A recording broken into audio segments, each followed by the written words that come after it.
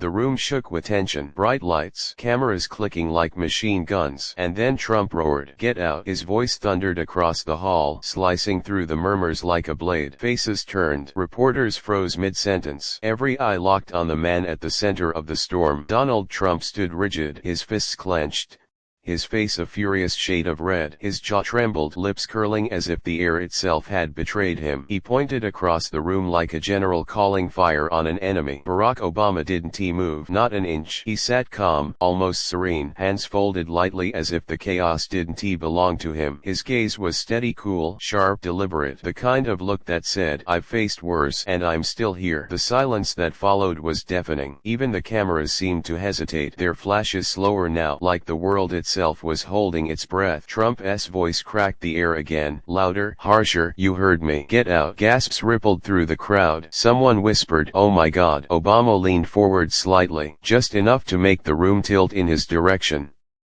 And then, Obama did something no one saw coming. Hours earlier, the stage had been set for unity, or at least the illusion of it.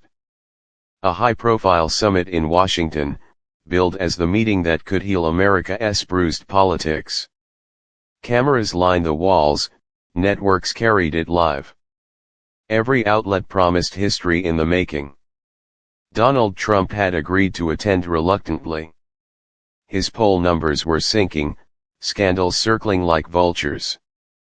For him, this wasn't just another meeting, it was a lifeline, a chance to project strength, to remind the nation who still ruled the room.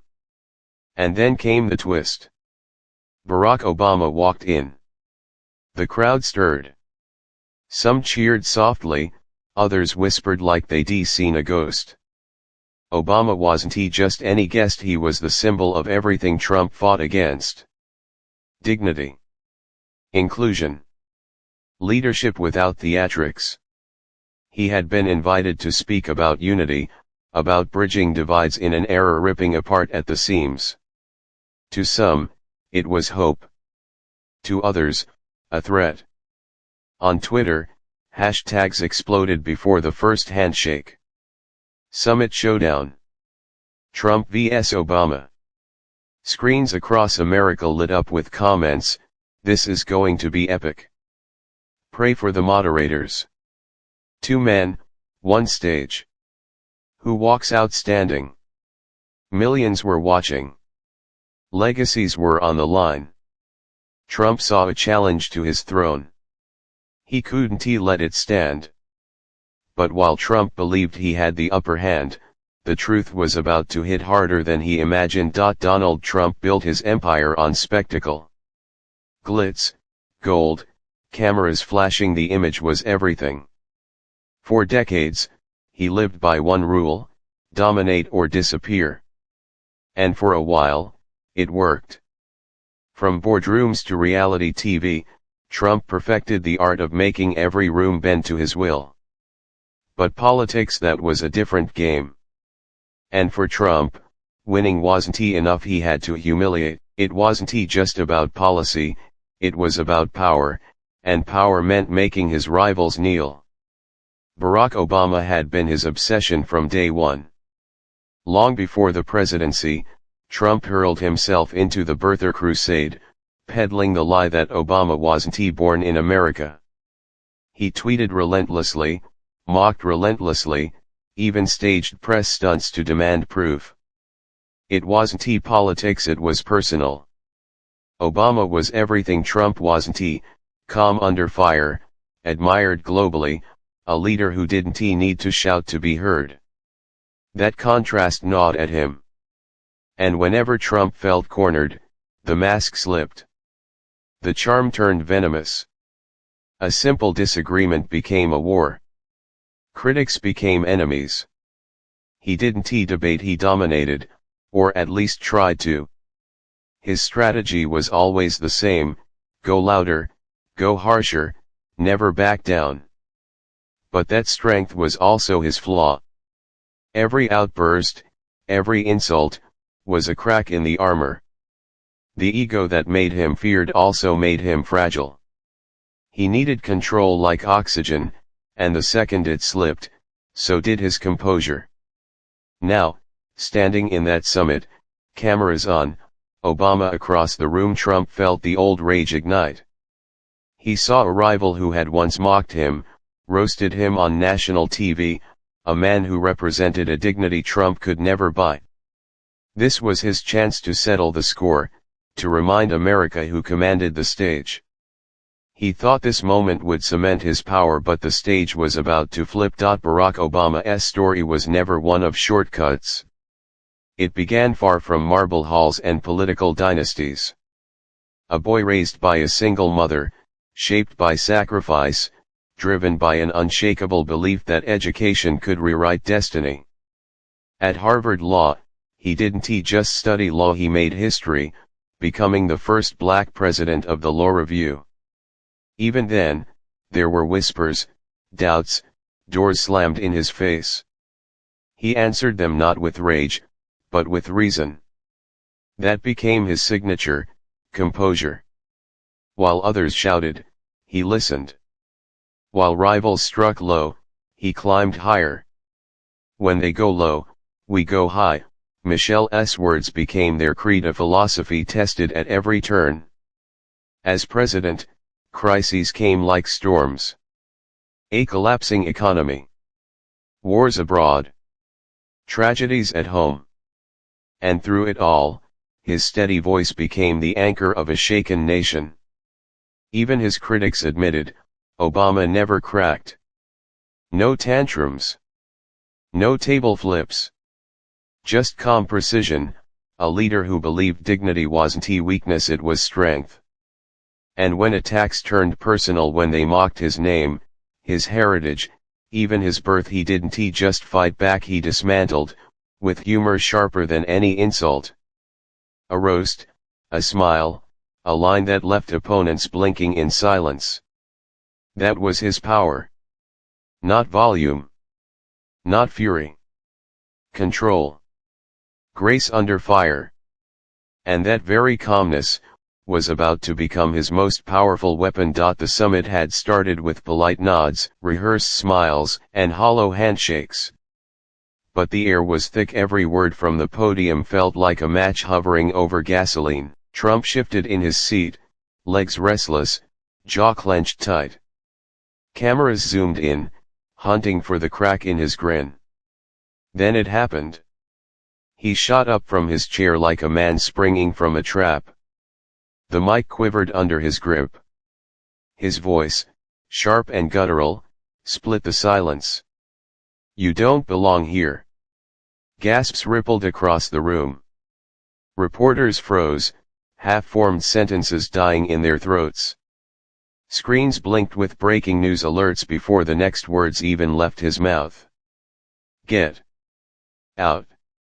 Each syllable landed like a gavel-pounding doom. His face was a storm-flushed crimson, veins rising against his skin. He jabbed a finger across the table, an accusation in motion. "You hear me, Obama, you don't belong in this room. Not now, not ever." Somewhere in the back, a phone slipped from a hand and clattered on marble. A camera flash burst white, and then stillness. The kind that burns in the chest. Obama didn't flinch. Didn't move. His hands stayed folded, his gaze locked on Trump, not hard, not soft, just steady. Like a lighthouse staring down a hurricane. The pause stretched long enough to make hearts ache. People leaned forward, desperate, straining to hear what would follow. Even Trump's breath slowed, a predator waiting for the counterstrike. But when Obama finally opened his mouth, the entire room fell silent. Obama leaned back slightly, the faintest breath leaving his lips like he'd been holding the weight of the world in his chest. The room was molten silence, everyone suspended on the edge of a single word. He spoke softly. Almost too softly. "Are you finished?" It wasn't sarcasm. It wasn't anger. It was colder than both, a surgical calm that sliced deeper than rage ever could. Trump blinked, just once, like he didn't know if he'd heard correctly. Obama continued, voice even, almost gentle. You're the president who promised to make America respected again. Pause. A pause so heavy it pressed the oxygen out of the room. Obama tilted his head, eyes narrowing by a fraction. And here you are, shouting at a man who's not even running against you. A murmur swept the hall. Someone stifled a laugh too late. It broke loose, thin, and sharp, setting off a chain of hushed chuckles from corners Trump couldn't see. His smirk twitched, faltered. That mask of dominance he wore so well began to splinter. The flush in his cheeks deepened, but this time it wasn't power, it was panic creeping in, slow and undeniable. Obama leaned forward, voice lower now, intimate in a way that felt dangerous. You think yelling makes you strong? Another pause. But strength isn't volume. It's vision. The silence cracked under a single camera shutter. Then another. Flashes strobed like lightning as if the photographers sensed history happening, each shot freezing Trump's unraveling composure. Obama's eyes locked on him, unwavering. So if you want me to leave? He let the words hang in the air, long enough for everyone to lean in like the earth itself tilted toward him. You'll have to do something you've never done before. Trump swallowed. Audible. Earn it? The room detonated. Gasps first, then applause fast, fierce, unstoppable. Reporters shot up from their chairs, phones firing tweets like bullets. Obama just obliterated Trump. Hashtags ignited, earn it, Obama mic drop, get out gate. Trump's mouth opened, closed, opened again. No sound. His hands twitched at his sides, desperate for control that had vanished like smoke. Obama didn't smile. Didn't gloat. He just sat back, folding his hands with the serenity of a man who just carved his name into the moment forever. But what happened after that reply made the internet explode. The words had barely left Obama's lips when the internet detonated like a fireworks factory in a lightning storm. Twitter's trending bar didn't just light up, it caught fire. Obama owned Trump. Legendary reply. Get out moment. Within minutes, millions of tweets cascaded like an avalanche of digital applause. Some were simple, Obama did that. Others were savage, Trump told him to get out, Obama told him to grow up. On TikTok, creators were already slicing the clip into cinematic edits. Slow motion zooms on Trump's smirk vanishing. Thundering bass drops timed perfectly with Obama's final word, earn it. People captioned it, when your teacher roasts the class clown. YouTube exploded with reaction videos. Titles screamed, Obama just ended Trump's career on live TV. The greatest political clapback in history, watch till the end. Each thumbnail showed Trump's stunned face, frozen like a deer in headlights, next to Obama's calm, lethal stare. And the memes, oh, the memes. One viral masterpiece showed Trump with a WWE-style KO overlay, Obama walking away as the crowd held up imaginary scorecards, 10-10. Another had the caption, when you bring a tweet to a debate and he brings the Constitution. Late night hosts sharpened their knives. Fallon quipped, Trump said get out. Obama said, get educated. Colbert went nuclear, that wasn't a mic drop. That was a mic meteor. Even celebrities chimed in. Cardi B tweeted, Obama ate that up. Period. LeBron posted the clip with 3 fire emojis and 1 crown. Meanwhile, inside Trump's war room, chaos. Aides scrambled like firefighters in a gasoline storm. Spin it as disrespectful. Say he rehearsed it? No, say he's irrelevant. But nothing stuck. Every attempt to claw back the narrative drowned under a tidal wave of memes, clips, and pure internet glee. And then came the politicians. Some Republicans muttered about decorum, but their voices were whispers against the deafening roar online. Democrats, they treated it like Christmas morning and the 4th of July rolled into one.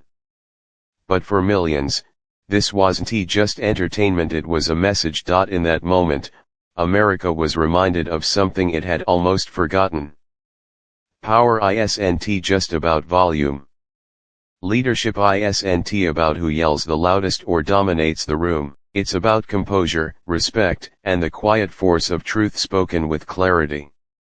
Obama didn't win that exchange because he was clever. He won because he chose principle over pettiness. Where arrogance demanded chaos, he delivered calm. Where insult invited retaliation, he offered a reminder: real strength doesn't need to shout, it simply stands firm. That reply wasn't just a comeback, it was a compass. A signal in a stormy era that dignity still matters. That the measure of a leader isn't in the applause they command, but in the integrity they uphold when the world is watching. For a nation drowning in noise, the moment was oxygen. Social feeds were flooded with memes and hashtags, yes, but behind the laughter was a deeper sigh of relief. This is what leadership looks like. Because it wasn't about Trump. It wasn't even about Obama. It was about something timeless, the truth that respect isn't weakness, and humility isn't surrender. In a culture obsessed with clapping back, Obama showed that the ultimate victory isn't in humiliation, but in holding your ground without losing your grace. And maybe that's why the clip will live on long after the hashtags fade. Because every generation needs a reminder that courage doesn't always roar. Sometimes, it whispers. Sometimes, it pauses, looks arrogance in the eye, and answers with words that echo louder than any insult ever could. And that is why this moment will be remembered for generations. One man yelled. Another spoke. And history listened. What started as a heated confrontation ended as a masterclass in composure, a single reply that turned chaos into clarity and left an entire nation in awe.